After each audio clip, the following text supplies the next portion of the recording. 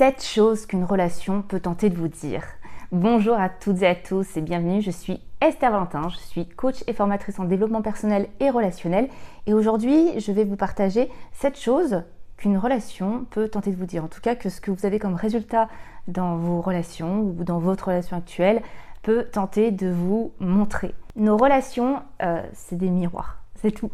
Et surtout, c'est une source qui est incomparable pour les informations à avoir, pour son développement personnel, donc pour votre développement personnel et relationnel.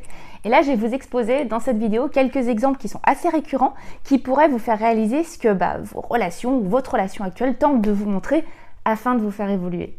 Sachez qu'on va voir ensemble au cours de ces 7 choses des comportements qui sont souvent très liés à la dépendance affective, au fait d'avoir besoin, au fait d'être dans la nécessité de l'affection, de la valeur, de la reconnaissance que l'autre vous apporte. La dépendance affective, c'est trop complexe pour que je vous l'explique ici, mais j'aborde ce nouveau mois avec, ce mois-ci en tout cas, je l'aborde vraiment sous le thème de la dépendance affective. Je vais faire des vidéos sur le sujet, des posts sur le sujet, parce que c'est vraiment un sujet qui touche une grande majorité de la population à différents degrés.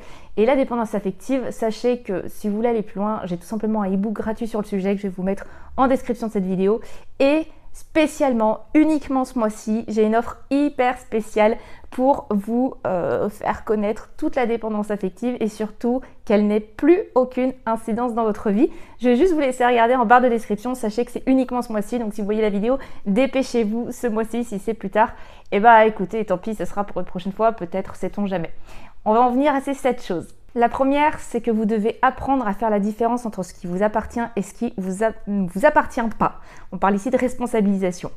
Quand une relation nous montre ça, c'est quand vous vous retrouvez dans des situations où vous avez l'impression de lutter, de ne pas avoir le pouvoir, tentez par exemple par tous les moyens de dire à l'autre ce que vous voulez, ce que vous attendez, mais sans aucun résultat. Ça, par exemple, que vous ressentez une frustration de ne pas voir les choses bouger, même peut-être vous ressentez de la colère, mais vous en voulez à l'autre ou aux autres de ne pas faire ce que vous espérez tant qu'ils fassent. Alors là, il est peut-être grand temps de revoir où vous portez votre énergie. Il existe vraiment des choses sur lesquelles on n'exerce juste aucun pouvoir, sur lesquelles on n'a pas le contrôle. Et y donner de l'énergie, c'est juste s'épuiser sans résultat. Par contre, redonner cette énergie à ce qui est en notre pouvoir, ça fait la différence.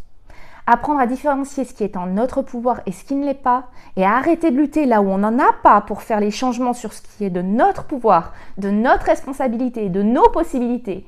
Là, c'est le changement qui n'attend que vous dans ce genre de situation. Et comme je vous le disais, souvent en tout cas, dans la dépendance, mais pas que, on se retrouve dans cet état de lutter là où ce n'est pas en notre pouvoir parce qu'on est dans la fuite de soi, parce qu'on est tout dans l'extérieur, on n'est pas dans l'intérieur, on n'est pas dans le « et qu'est-ce qui émane de moi ? Quelle est ma participation ?» Ça, c'est vraiment pourtant ce qui fait le changement des situations. Donc une relation où vous êtes vraiment dans la colère, la frustration, dans la lutte, vraiment vous sentez qu'il y a quelque chose qui vous pèse et que vous essayez de le changer, eh bien là, vous avez tout simplement la relation qui est en train de vous dire « Eh oh !» Le changement, c'est un autre chemin, regarde. Deuxième chose que ça peut vous dire, vous devez prendre soin de vos priorités. On peut retrouver ça dans des situations assez similaires. Lorsque vous tolérez une relation qui pourtant ne respecte pas du tout certains essentiels dont vous avez besoin pour évoluer sereinement dans une relation, et par exemple, c'est peut-être le temps d'entendre ce que ça vous cherche à vous dire. Prenez soin de vous-même et de vos priorités. Arrêtez d'attendre que l'autre le fasse alors que vous-même ne le faites pas. Je vous donne un petit exemple. Être dans une pseudo-relation où l'autre ne veut pas s'engager ou alors n'est pas tout à fait disponible alors que vous voulez de l'engagement dans votre relation amoureuse. Dans cet exemple, on peut voir que votre investissement, il est donné là où la réponse à vos priorités, en tout cas une de vos priorités, n'existe pas. Cette priorité, elle est pourtant la vôtre. Alors arrêtez de l'attendre de l'autre sans que vous-même ne donniez l'exemple. Investissez-vous auprès de personnes auprès de qui vous retrouvez vos essentiels pour une relation. Ne donnez pas 100% de votre investissement émotionnel où vous ne retrouvez pas 100% de ce qui est absolument vital pour votre bien-être relationnel. Troisième chose que ça peut tenter de vous dire, une relation, vous devez élever votre respect pour vous. Lorsque vous retrouvez des situations où vous ne vous sentez pas respecté, comme le fait d'avoir averti de ce que vous ne vouliez pas dans une relation, mais que l'autre le fait quand même, par exemple, et qu'en plus ça se répète, alors cette relation est en train de vous dire, ça vous appelle en tout cas à ce que vous vous respectiez vous-même.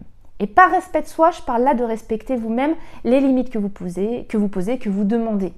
C'est comme pour les priorités qu'on a vues juste avant. Vos limites, vos besoins, c'est à vous. Si vous les demandez mais n'y êtes pas impliqué vous-même, l'autre ne fera pas ce que vous dites. Parce que vous ne montrerez tout simplement pas avec votre communication la plus forte, qui sont vos actes, qu'on doit vous respecter. Vous montrez qu'en fait, il y a lieu de ne pas vous respecter vu que vous ne faites pas vous-même. Apprenez le respect de vos limites, apprenez à vous respecter, apprenez ça dans votre rapport à vous-même, votre fonctionnement vers vous-même et autrui. Quatrième chose qu'une relation peut vous dire, vous devez faire évoluer votre engagement avec vous. Je vais reprendre l'exemple de la personne qui perdure dans une relation où l'autre ne veut pas s'engager, alors que cette personne, elle a envie d'engagement. Mais ça peut vraiment être une personne, ça peut être plein d'autres choses, hein. Ça peut être une personne qui ne respecte pas ses engagements, ses promesses, sa parole envers vous. D'accord ? Si vous vivez dans ce genre de situation qui perdure dans vos relations, alors il est grand temps d'entendre que l'engagement des autres envers vous fait modèle, fait écho à l'engagement que vous avez envers vous-même. Est-ce que votre parole envers vous, elle est toujours respectée ? Est-ce que si vous vous dites que vous allez faire quelque chose, vous le faites ? Ou est-ce que vous vous retrouvez à lâcher ou même à négocier avec vous-même, juste même dans votre tête, pour trouver des raisons de ne pas le faire ? Ou encore, est-ce que vous vous retrouvez à procrastiner ? N'oubliez pas, vous retrouvez dans vos relations ce que vous jugez déjà de permissible dans votre rapport à vous-même. Et on retrouve vraiment souvent ces comportements, je vais vous le redire, dans la dépendance affective. C'est vraiment pourquoi je vous en ai parlé au début de cette vidéo. Et si vous souhaitez en savoir plus, vraiment, si vous voulez avoir une vie amoureuse aussi qui est beaucoup plus sereine et libérée de la dépendance affective, parce que la dépendance affective, ça prend de la place, et bien je vous offre, je vais y arriver, cet e-book gratuit en barre de description. Et comme je vous l'ai dit, ce mois-ci, exceptionnellement, je vous propose une offre sur la dépendance affective que vous trouverez également en barre de description. Donc allez voir ça pour pas que je m'étale plus. La cinquième chose qu'une relation peut vous dire, c'est que vous devez apprendre à cultiver par amour et non plus être guidé par peur et par insécurité. Si je vous parle de situations où vous regrettez plus tard comment vous avez agi ou réagi, vous allez vous excuser ou simplement réaliser que c'était pas du tout ce que vous vouliez reproduire ou vous voudriez reproduire la prochaine fois. Mais qu'au final, vous avez l'impression que c'est plus fort que vous. Vous vous retrouvez à refaire des choses similaires, des réactions excessives ou qui vous plaisent pas. Est-ce que ça vous parle, ça ? Si c'est le cas, il est temps pour vous d'apprendre à cultiver des choix d'amour et non des choix guidés par les peurs et les insécurités. La différence, comment elle se voit ?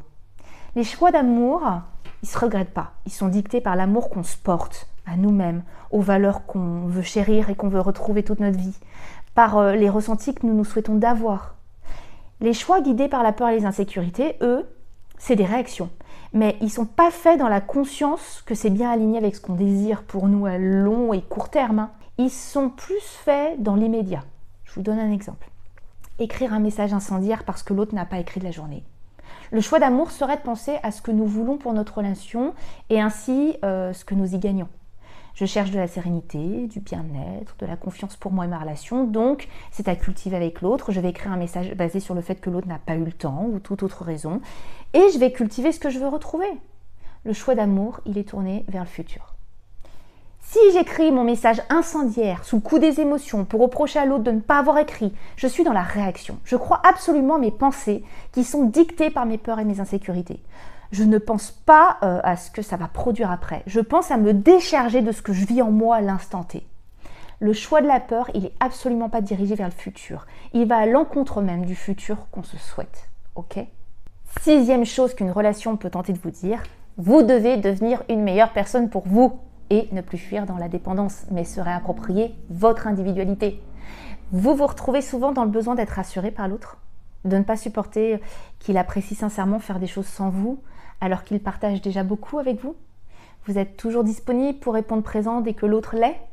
Ce sont là juste des tout petits exemples parmi tellement de situations possibles. Mais si vous vous reconnaissez un petit peu dans ce genre de contexte, alors il est temps d'entendre qu'il faut arrêter de chercher chez l'autre ou dans la relation ce que vous fuyez en vous-même. C'est-à-dire que ces comportements-là décrits, c'est ceux de la dépendance affective où on cherche à se combler par l'extérieur de notre manque, de notre vide intérieur, appelez ça comme vous voulez. Et ça va continuer tant qu'on ne fait pas barrage 2 secondes à toute l'attention et la recherche qu'on projette sur l'autre. Quand on veut vivre à travers notre relation amoureuse, c'est que la relation avec soi-même ne mérite pas qu'on s'y attarde en fait. Alors que si votre individualité elle est riche de comment vous en prenez soin, que vous adorez être avec vous-même, non seulement vous ne vivrez pas comme de l'abandon quand l'autre en fera de même pour lui, mais en plus vous allez pouvoir équilibrer sainement vos relations en leur offrant plutôt qu'en étant uniquement en recherche de votre source. pour vous remplir. Et il est vraiment temps de faire une pause dans ce fonctionnement de fuite de soi et de prendre un instant pour planifier ce qui vous ferait du bien en tant qu'être humain entier, unique, complet, même en dehors de ces relations. Et de la programmer dans votre agenda, tout ça, de le programmer dans votre quotidien, d'améliorer le rapport que vous avez avec vous, aux choix que vous faites pour vous, au discours interne que vous avez envers vous, pour vous retrouver en sécurité et même bien quand vous êtes avec vous seul. Et pour mieux comprendre cette envie de l'autre d'être un individu, même en dehors de la relation avec vous. 7e chose qu'une relation, les situations que vous retrouvez dans vos relations peuvent vous dire, vous devez revoir votre norme. Si on parle de supporter des situations, des relations ou des situations dans les relations qui sont médiocres, qui vous font du mal à répétition ou simplement qui vous fatiguent, que vous n'aimeriez pas voir perdurer, mais qui perdurent quand même. Si ça vous parle, alors il est grand temps de revoir votre norme. Parce que ce qui fait qu'on accepte ou non une situation, que l'on participe finalement inconsciemment à la faire perdurer, ou qu'on fasse tout bouger parce qu'il est hors de question que ça perdure, c'est notre norme. Ce qu'on juge de normal ou non. Notre carte du monde est du normal, celle qu'on a construite un peu malgré nous tout au cours de notre vie. Et cette carte du monde, comme je l'appelle, ça dicte aujourd'hui ce que vous acceptez ou non. Et heureusement, je vous rassure, en tant qu'adulte intelligent et qui a la capacité de réflexion et d'introspection, vous avez le pouvoir de réévaluer, réélever votre norme, de réviser votre carte du monde, de ce que vous voulez juger de normal ou non. Parce que c'est cette décision et cette norme que vous avez en vous, que vous cultivez, qui va vous faire agir et réagir en fonction des situations. Ou non.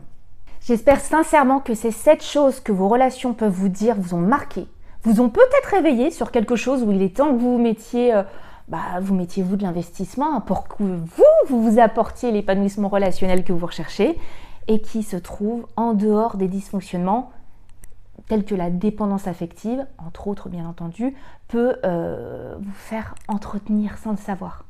Je vous invite vraiment à aller voir l'offre que je vous partage pour aller plus loin en description parce que ça peut tout changer pour vous si vous reconnaissez dans ce que ces 7 choses, ça peut être tellement d'autres, évidemment ces 7 choses majeures que j'ai réunies ici, peuvent vous dire de vos relations et si vous vous dites « j'avais pas vu le message mais je me sens concernée », là il va falloir aller plus loin, en tout cas c'est tout ce que je vous souhaite parce que aller plus loin et faire de la place, quand on vire les dysfonctionnements comme ça, on fait de la place pour un truc neuf, nickel, de plus haut de gamme. Et c'est tout ce que je vous souhaite dans votre rapport à vous et dans vos relations aux autres. Et quand on parle de relations aux autres, on parle aussi de la vie amoureuse. Donc j'espère vraiment que cette vidéo vous a plu. Allez voir l'offre que je vous propose. N'hésitez pas aussi à liker, à commenter. Je serais ravie d'avoir vos retours sur tout ça. Et bien sûr, vous le savez, de mon côté, je ne vous lâche pas parce que je vous retrouve très très vite pour une prochaine vidéo. À très vite. Bye bye.